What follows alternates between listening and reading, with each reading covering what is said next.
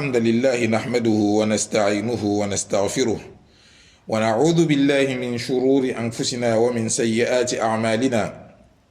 من يهده الله فلا مضل له ومن يضلل فلا هادي له، وأشهد أن لا إله إلا الله وحده لا شريك له، وأشهد أن سيدنا وحبيبنا وعظيمنا وأستاذنا المصطفى صلى الله عليه وسلم عبده ورسوله وصفيه من خلقه وخليله، أدى الأمانة ونصح للأمة وكشف الله به الغمة وجاهد في الله حق جهاده حتى أتاه اليقين، صلى الله عليه وعلى آله وأصحابه ومن تبعه بإحسان إلى يوم الدين.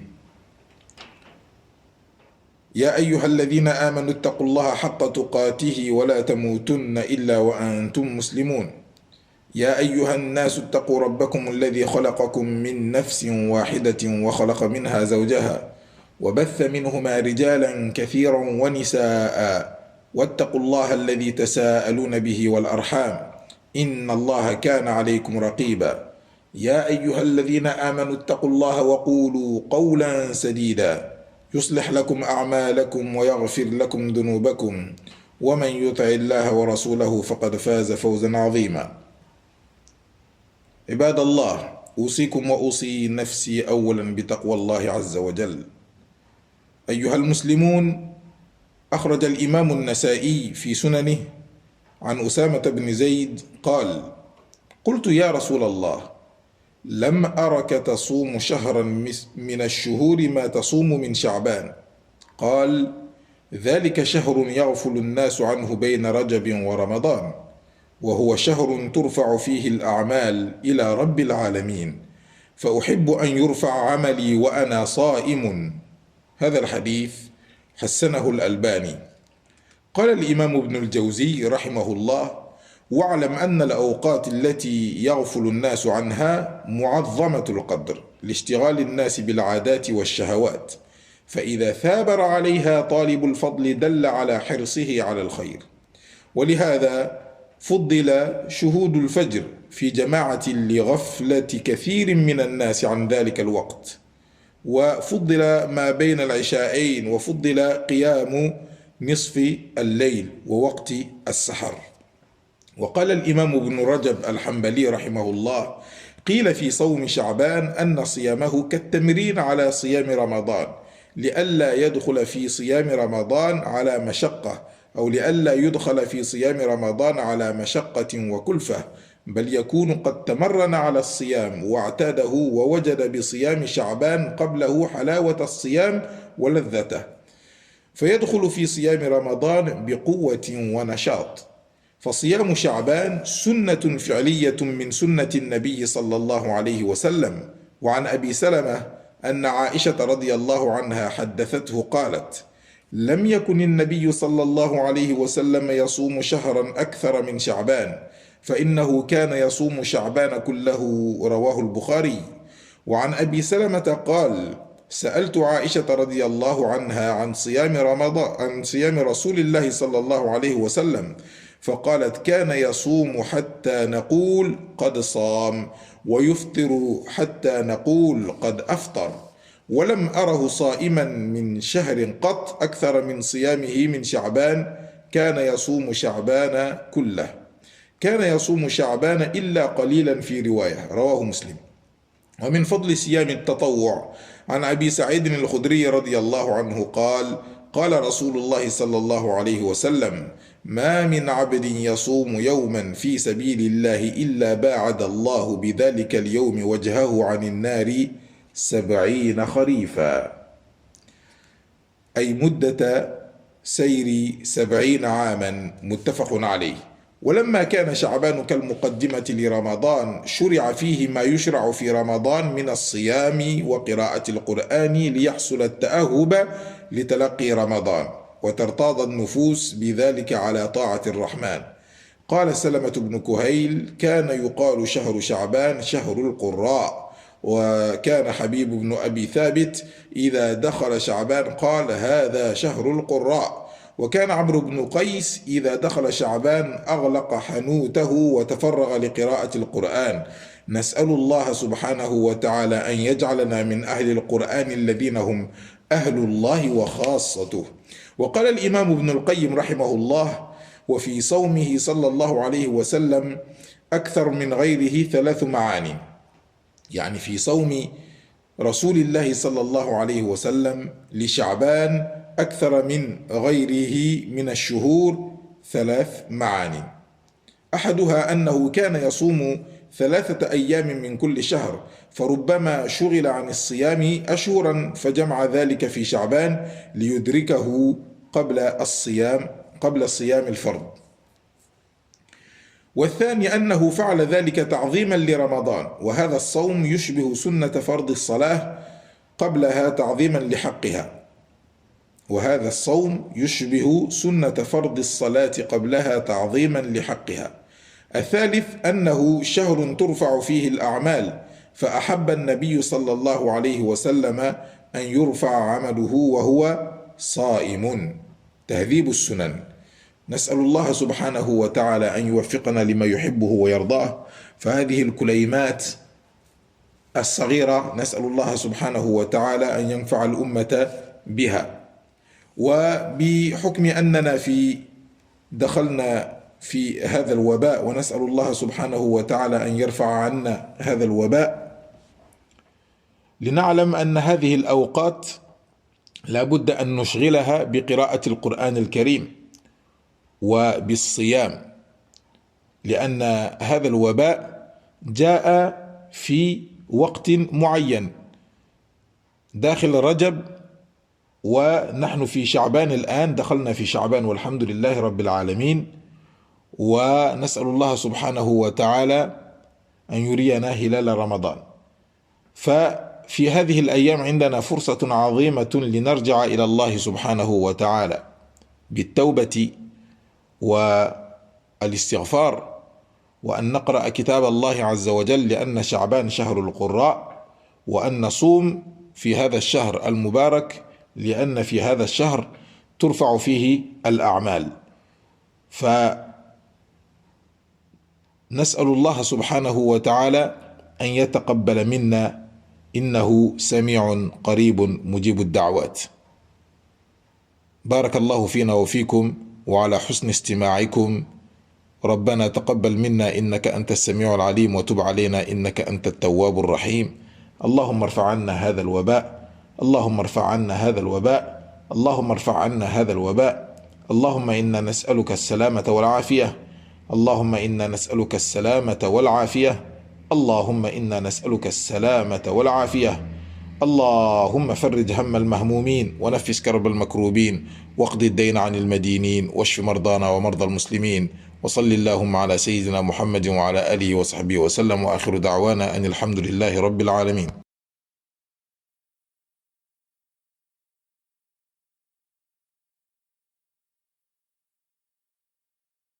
Toutes les louanges reviennent à Allah subhanahu wa ta'ala. Prière et salut sur le prophète Mohammed sallallahu alayhi wa sallam. Chers musulmans, sachez que l'imam An-Nasa'i a dit dans son Sunan que Usama ibn Zayd a demandé au prophète sallallahu alayhi wa sallam: je ne t'ai pas vu jeûner comme tu jeûnes pendant le mois de Sha'ban. Le prophète sallallahu alayhi wa sallam lui a répondu en lui disant: c'est un mois où les gens sont insouciants, car il se trouve entre un mois sacré et le mois de Ramadan. Et c'est un mois où les actions sont présentées à Allah subhanahu wa ta'ala. Donc, je veux que mes actions soient présentées à Allah subhanahu wa ta'ala pendant que je suis en état de jeûne. Donc là, ce qu'on apprend dans ce hadith-là, c'est que le prophète sallallahu alayhi wa sallam jeûnait pour des raisons différentes. Premièrement, c'est que les gens sont insouciants, car c'est un mois, le mois qui vient de passer, le mois de Rajab, c'est un mois sacré, et il y a le mois de Ramadan qui arrive dans une vingtaine de jours. Et le prophète sallallahu alayhi wa sallam a profité de ce moment-là pour jeûner, parce que les gens étaient insouciants, et ça prouve que ce moment-là est très important. Et le prophète sallallahu alayhi wa sallam voulait que ses actions soient présentées auprès d'Allah subhanahu wa ta'ala. Ça veut dire que le prophète sallallahu alayhi wa sallam, ses actions à lui aussi sont présentées à Allah subhanahu wa ta'ala. Et Allah subhanahu wa ta'ala, quand il observe ces actions-là, le prophète sallallahu alayhi wa sallam voulait que pendant l'observation d'Allah subhanahu wa ta'ala sur les actions du prophète, il voit que le prophète sallallahu alayhi wa sallam est en train de jeûner pour lui rajouter des récompenses davantage. L'imam Ibn al-Jawzi, rahimahullah, qu'Allah lui fasse miséricorde, a dit: sachez que les moments où les gens sont insouciants, ce sont des moments qui sont très très importants, car les gens sont pris par ces moments-là, par leur passion et leurs habitudes. Et il dit, si celui qui cherche le bienfait avance directement, va chercher les bienfaits d'Allah subhanahu wa ta'ala ou adore Allah subhanahu wa ta'ala pendant que les gens sont insouciants, ça prouve que cette personne-là fait très attention au bonheur. Donc c'est pour ça il a donné 3 exemples, comme les exemples de la prière du matin. En général, les gens y dorment. Ceux qui connaissent la valeur, ils viennent prier le matin. Et la prière pendant la nuit, les gens y dorment. Ceux qui se lèvent pour prier, ils connaissent la valeur de la prière pendant la nuit. Et la prière juste avant le fajr, pareil. Ceux qui se lèvent à ce moment-là pour faire 2 raka'at pour Allah subhanahu wa ta'ala, ils connaissent la valeur de cette heure-là. Imam Ibn Rajab al-Hanbali, qu'Allah lui fasse miséricorde, qu'est-ce qu'il a dit? Il a dit, dans le fait de jeûner pendant le mois de Sha'ban, c'est-à-dire le mois dans lequel on est, c'est comme un entraînement. Il y en a qui ont dit que c'est comme un entraînement, se préparer, se préparer physiquement et moralement avant le mois de Ramadan, pour ne pas rentrer dans le mois de Ramadan avec une difficulté. Pendant les premiers jours de Ramadan, comme vous le savez, c'est compliqué pour certains. Mais la personne qui rentrera dans Ramadan et qui aura jeûné pendant le mois de Sha'ban, il rentrera dans le mois de Ramadan déjà préparé et il aura déjà l'habitude de jeûner et il aura eu le goût d'adorer Allah subhanahu wa ta'ala pendant son jeûne.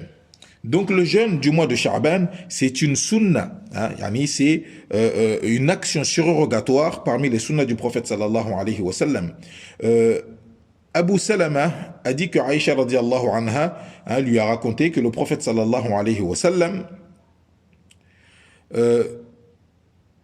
jeûnait, jeûnait beaucoup pendant le mois de Sha'ban. Et dans une version, il jeûnait tout Sha'ban, tout le mois de Sha'ban. Et Abu Salama a dit qu'il a demandé à Aïcha radiallahu anha au sujet du jeûne du prophète sallallahu alayhi wa sallam, c'est-à-dire comment il jeûnait, tout le temps, généralement. Et Aïcha radiallahu anha lui a répondu, quand il commençait le jeûne, on se disait, il ne rompra jamais. Et quand il rompait le jeûne, on disait qu'il ne jeûnera jamais. Khalas. Et elle a dit, et je ne l'ai jamais vu, Aïcha radiallahu anha, la mère des croyantes, elle dit, je n'ai jamais vu le prophète sallallahu alayhi wa sallam jeûner comme il jeûnait pendant le mois de Sha'ban. Dans une version, il jeûnait tout le mois de Sha'ban, et dans une autre version, il jeûnait tout Sha'ban sauf quelques jours. Et sachez que Abu Sa'id al-Khudri radiallahu anhu, il a dit que le prophète sallallahu alayhi wa sallam a dit, il n'y a pas un serviteur qui jeûne un jour pour Allah subhanahu wa ta'ala sans qu'Allah subhanahu wa ta'ala éloigne son visage des flammes de l'enfer, l'équivalent d'une distance de 70 ans. D'une distance de 70 ans. Celui qui jeûne un jour pour Allah subhanahu wa ta'ala, Allah éloigne son visage du feu d'une distance de 70 ans de voyage. Et le fait que Sha'ban est comme une introduction à Ramadan, il est important aussi d'appliquer ce qu'on va faire pendant Ramadan, comme la lecture du Coran.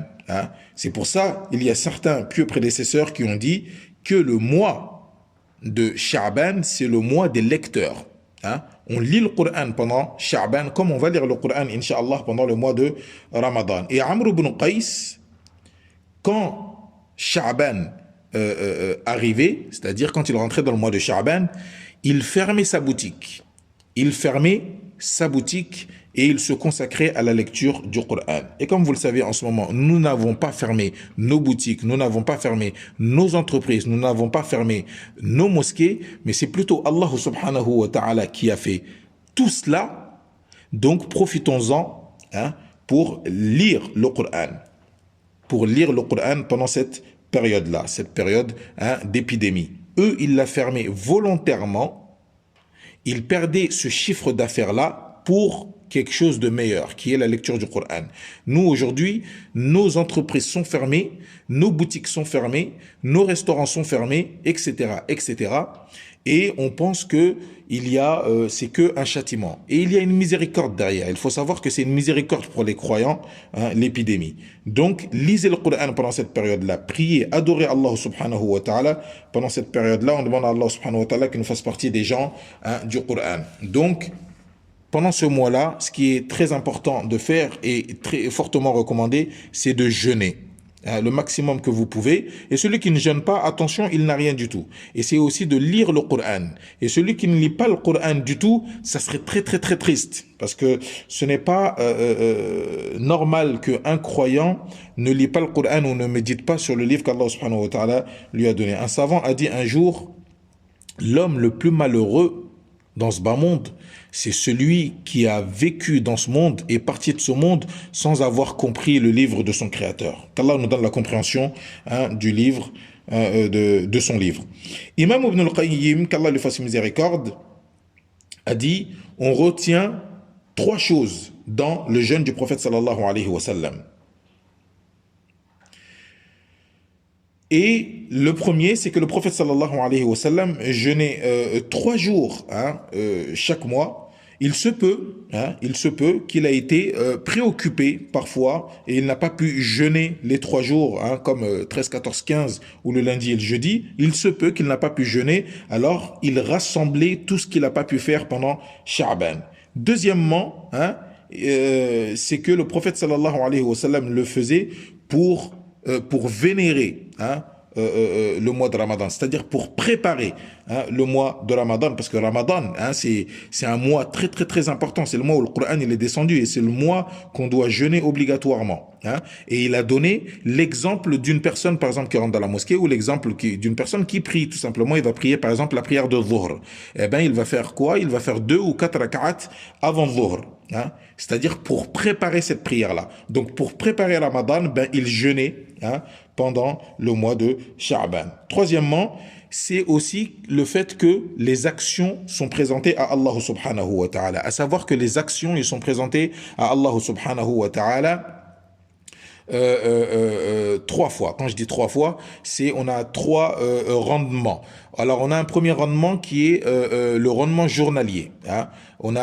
Nos actions sont présentées à Allah subhanahu wa ta'ala tous les jours. Et on a un rendement aussi hebdomadaire. Nos actions sont présentées à Allah subhanahu wa ta'ala tous les jeudis. Et on a un rendement aussi annuel. Nos actions sont présentées à Allah subhanahu wa ta'ala pendant le mois de Sha'ban. Alors, le prophète sallallahu alayhi wa sallam jeûnait pour que quand ses actions sont présentées à Allah subhanahu wa ta'ala, et ça prouve que le prophète sallallahu alayhi wa sallam, ses actions sont présentées à son créateur, et quand ils sont présentés à son créateur, il veut que son créateur voit qu'il est jeûné pendant cette période-là. On demande à Allah subhanahu wa ta'ala qu'il nous donne la compréhension. J'espère que dans ces légères paroles, j'ai été concis et que le discours sera compris.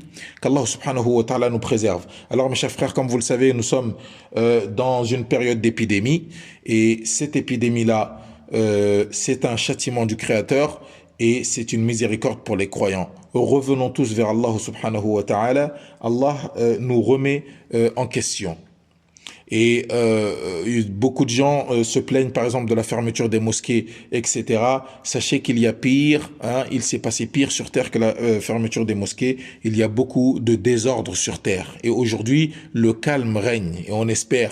Et les mosquées, elles vont s'ouvrir, Inch'Allah ta'ala. Et Mecca, ça va s'ouvrir. Les gens vont aller au pèlerinage, bi'idnillahi ta'ala. Si c'est pas cette année, c'est l'année prochaine. Mais qu'Allah subhanahu wa ta'ala nous permette de prier dans nos mosquées cette année et d'aller au pèlerinage cette année. Et c'est ce qu'on demande à Allah subhanahu wa ta'ala. Ça, tout va revenir à la norme, bi'idnillahi ta'ala. Mais il faut se remettre en question et quand on revient à ce moment-là, il faut qu'on revienne avec des cœurs réfléchis.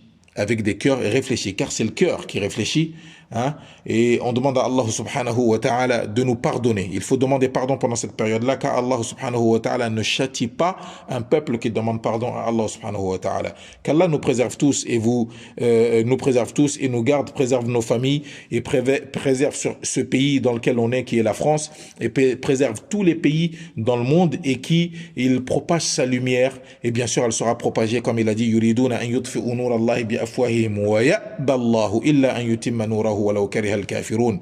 Barakallahu fina wa fikum. Nas'alullah al-afiyata was-salama. Nas'alullah subhanahu wa ta'ala an yarfa'a 'anna hadha al-waba' wa salli Allahumma ala sayyidina Muhammadin wa ala alihi wa sahbihi wa sallam. Allahumma farrij hamma al-mahmumin wa naffis karb al-makrubin wa qdi ad-dayn 'an al-madinin wa shfi mardana wa marda al-muslimin. Allahumma aslih ahwalana wa ahwal al-muslimin. اللهم اهدي شباب المسلمين في كل مكان. اللهم اهدنا واهد بنا واجعلنا سببا لمن اهتدى. اللهم أرنا الحق حقا وارزقنا اتباعه وأرنا الباطل باطلا وارزقنا اجتنابه. اللهم أعنا على ذكرك وشكرك وحسن عبادتك. وصل اللهم على سيدنا محمد وعلى آله وصحبه وسلم، وآخر دعوانا أن الحمد لله رب العالمين.